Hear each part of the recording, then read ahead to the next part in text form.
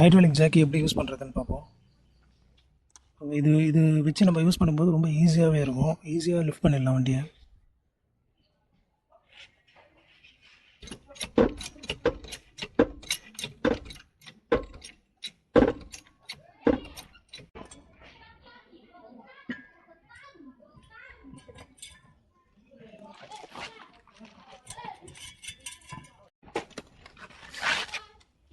அவ்வளோதான்.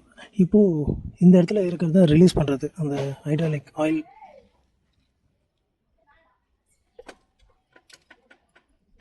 ஸ்லோவாக ரிலீஸ் பண்ணால் ஸ்லோவாக வந்து இறங்கும்.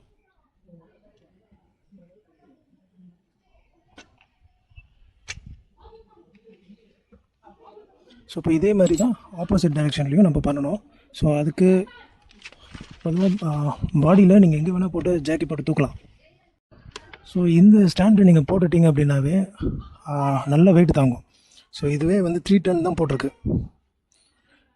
ஸோ இப்போ கார் கூட கொடுக்குறது பார்த்தீங்கன்னா அந்த பர்டிகுலர் காருக்கு தான் மோஸ்ட்லி மேட்ச் ஆகும். ஏன்னா இப்போ இந்த மாதிரி சின்ன காருக்குலாம் நீங்கள் கொடுக்குற ஜாக்கி பார்த்தீங்கன்னா இது 1 டன்குள்ளே 1.5 மேட்ச் ஆகிற மாதிரி இருக்கும். பெரிய காருக்கு போட முடியாது, வெயிட் தாங்காது. ஸோ இப்போ இது பார்த்தீங்கன்னா இந்த மாதிரி ஸ்டாண்ட் போட்டிங்கன்னா இதில் ஃபுல்லாகவே மெட்டல் தான், ஹெவி மெட்டல்.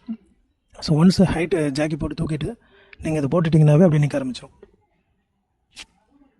இது வந்து பிராண்டடு. ஸோ டெப்பேரியான்ற பிராண்டு.